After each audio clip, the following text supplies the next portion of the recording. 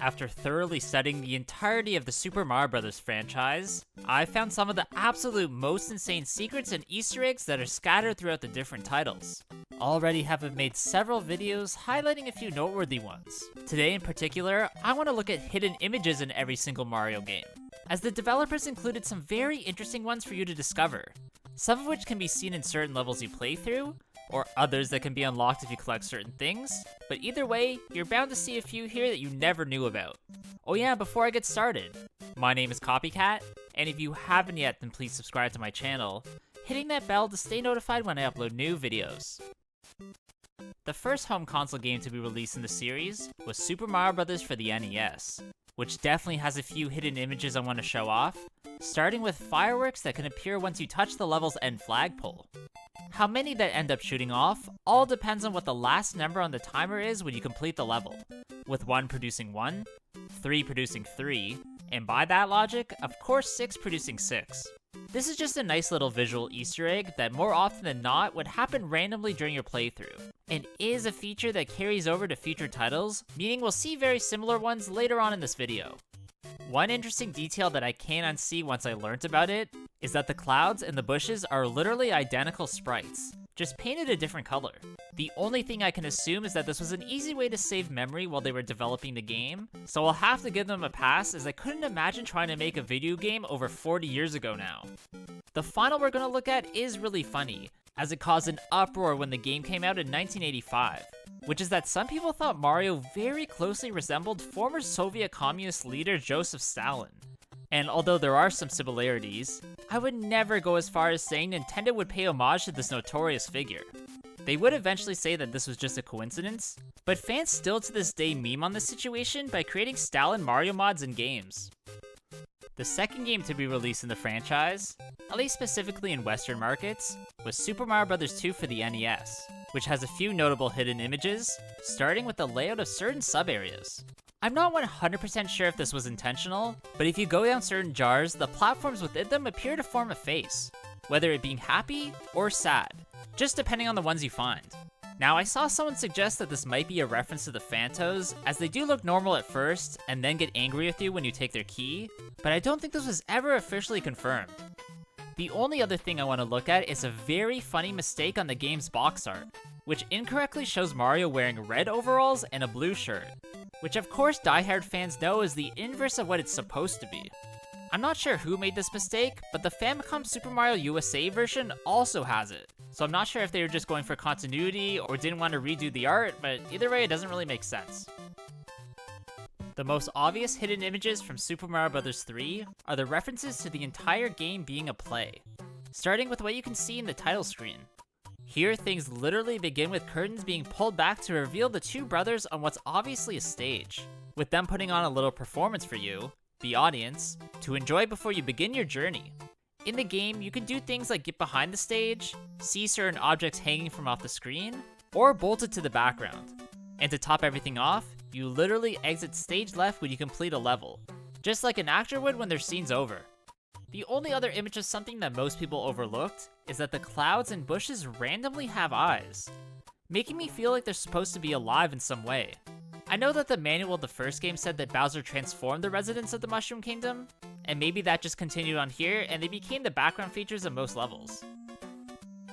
Next up, we're going to look at Super Mario Bros. The Lost Levels, which actually is the true sequel to the original that was only released in Japan, where that specific version has a few things in the background that don't show up in the SNES version. The real main thing here are the faces on many of the background features and blocks that don't appear in the original entry, making that theory I just mentioned about the residents being transformed seem even more true. The first handheld game in the mainline series was Super Mario Land for the Game Boy, containing a couple hidden images in the background of levels, starting with the hieroglyphs found in World 1-3. The entirety of World 1 has you going through an Egyptian-themed desert, coming across these pictures that don't exactly seem to represent anything.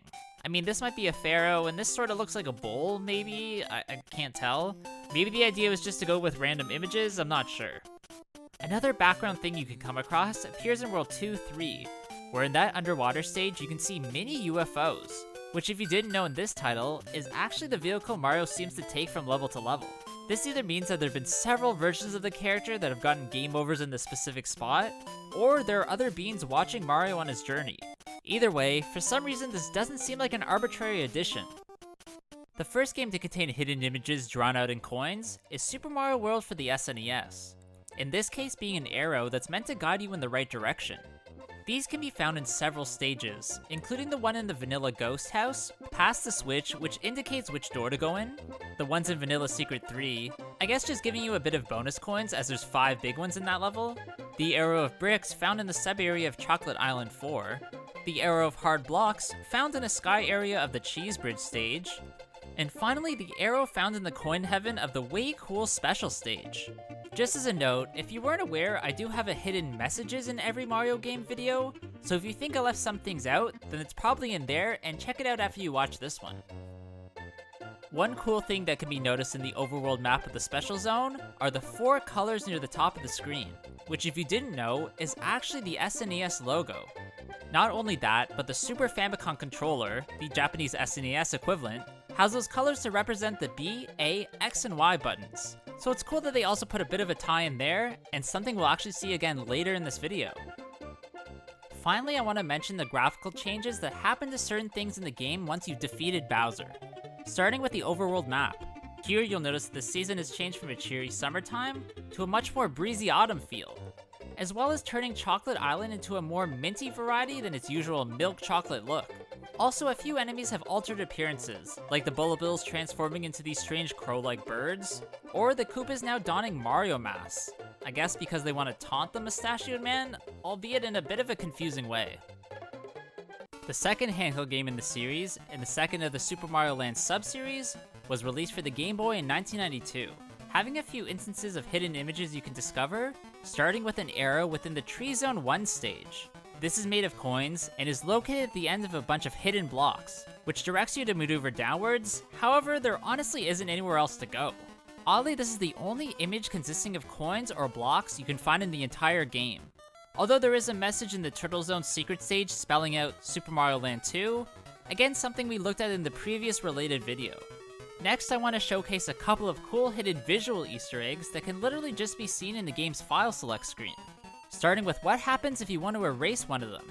This is done by going underneath the block that says clear, and then jumping, which amazingly transforms Mario into a bomb, allowing you to explode which save file you want out of existence. The second occurs if you want to play the game in an easier mode, which is done by pressing select, which hilariously switches Mario into a smaller form. I guess this is just a way to indicate you're playing a more baby version of the game, although honestly the gameplay isn't changed much, other than taking a few enemies out and making the bosses a little bit easier. The very first 3D based game in the franchise is Super Mario 64 for the N64, which has a handful of hidden images you can find within Peach's castle, starting with a few very strange ones in the background of Wet Dry World. If you didn't notice, the developers actually use real-life images as sort of a wallpaper to make this course seem more lively. But what they used was a bit odd, as they're photos of a neighborhood in Yemen, as well as a mosque that can be found in Cairo, Egypt.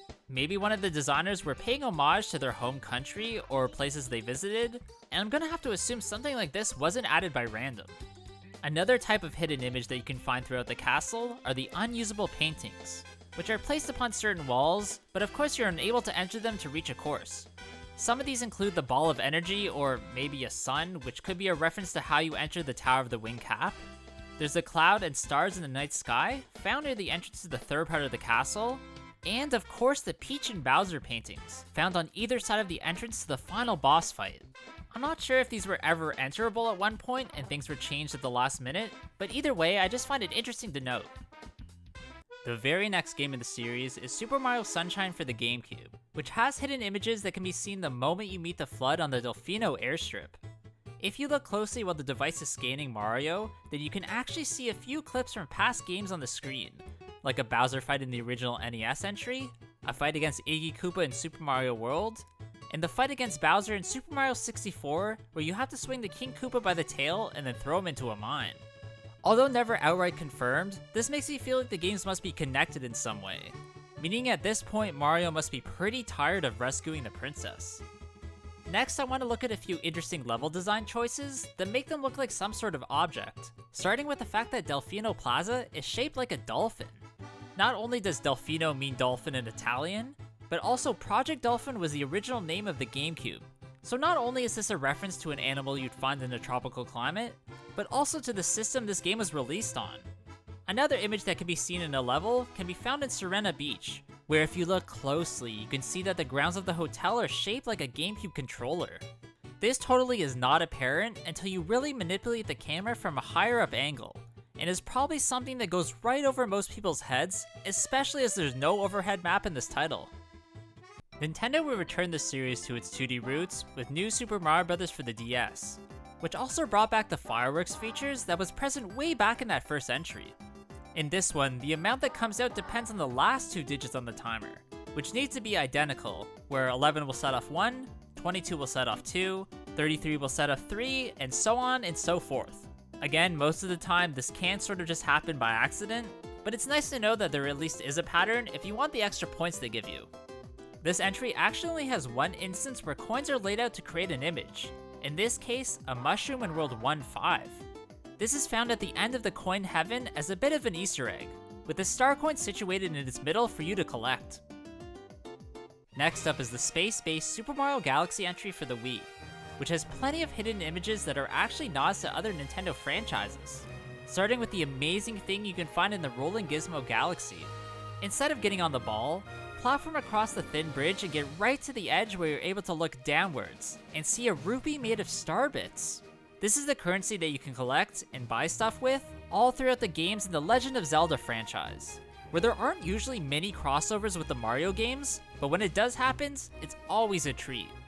In the Boy Base Galaxy, there's a sort of subtle Easter egg to the Pokemon series, where if you take note, you'll see that one of the planets somewhat resemble a Pokeball. This is the Water Sphere planet, where Mario must unscrew the gigantic ball to reveal the Power Star, and I must admit, I actually missed this cool reference during my first playthrough. The final one that pops up in this game is in the Space Junk Galaxy, where you can find a planet that's an obvious homage to the Pikmin series.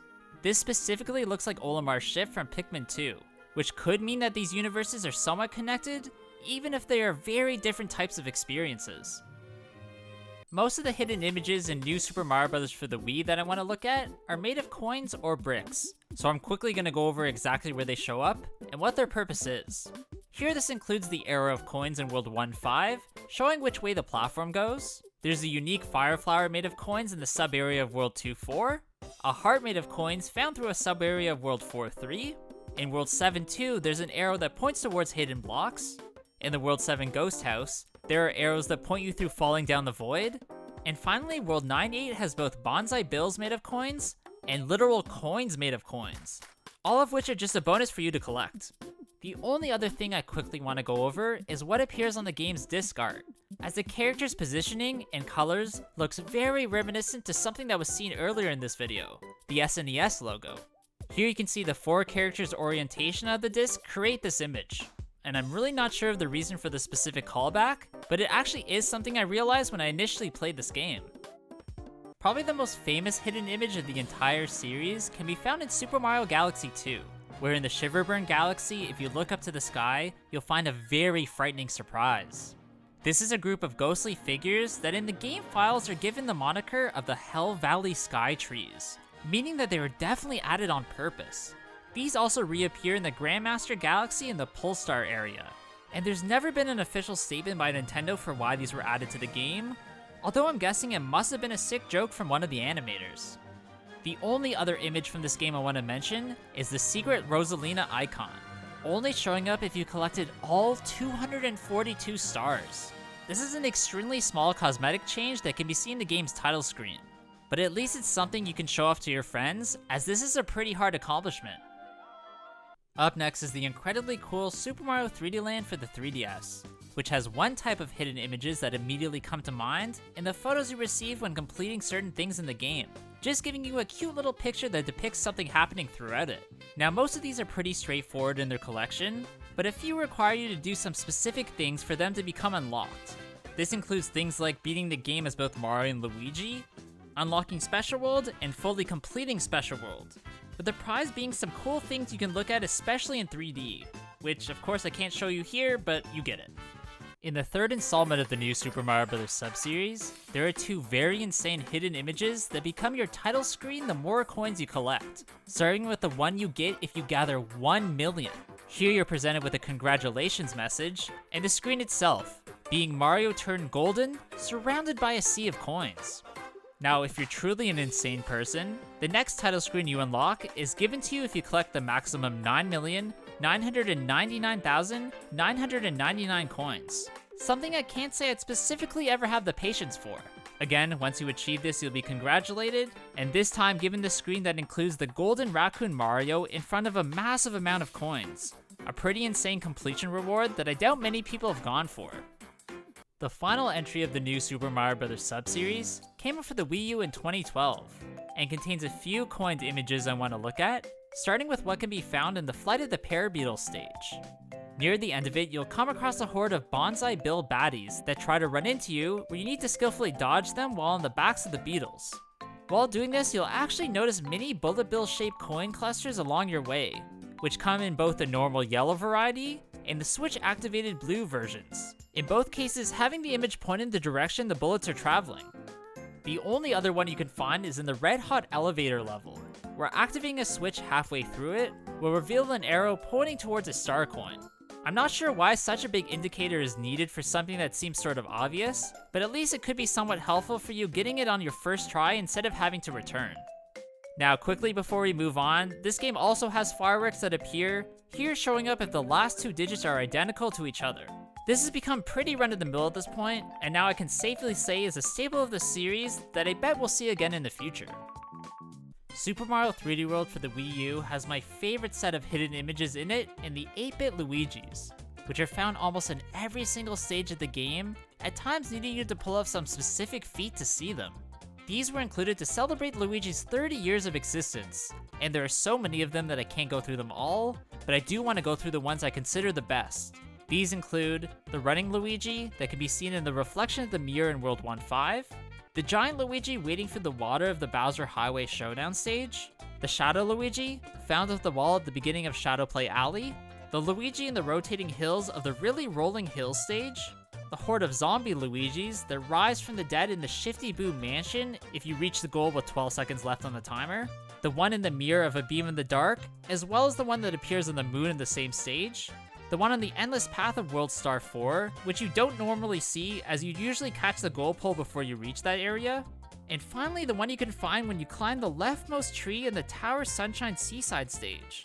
This again, of course, isn't every single one you can find, but I think I did a good job highlighting some of the most unique. Just as a bit of a note, another type of hidden image that can be found in this game are through the stamps, as collecting the secret one in each level will reveal a cute little picture. Nothing too crazy, as you know each level contains one, although these at times can be very well hidden. The only hidden images that I want to mention from the massive Super Mario Odyssey entry are the 8-bit characters found in very secretive places, giving you something as a reward. The 8-bit cat Mario and 8-bit cat Rosalina will just give you coins, and the 8-bit cat Peach actually gives you a heart, which isn't much, but honestly I just enjoy finding these little characters as Easter eggs more than anything else. Also, there's a funny little visual Easter egg that pays homage to Super Mario 64's bob-omb Battlefield, shown on the pamphlet that one of the Toads can be seen carrying in each kingdom. This is very interesting, as this isn't even a level in this game, making me think they just needed a placeholder image, and for some reason this one stuck. The final entry we're going to look at in this video is the Bowser's Fury game mode that came out with the re-release of Super Mario 3D World for the Switch, which has a hidden image that we've already actually talked about briefly in a past game in the hieroglyphs. Looking closely at these ones, you can see that it depicts the story of Lake Lapcat, somehow involving the towers that activate the Giga Super Bell, creating a gigantic cat with the smaller minions around it, and a few cat shines to collect. I know that this game mode wasn't too in depth with this story, but it's at least nice to have some background knowledge of this weird Lake Lapcat area. Alright, that's gonna be it for today's video, guys. I really hope you did enjoy this one. If you did, please leave a like, comment below what you thought about it, and of course subscribe to my channel. Also, please go follow my Instagram at CopyCatGamer. There I'll put some cool clips and items from my collection that you won't see anywhere else. Hope you guys all have a good day, and I'll see you on the next one. Bye!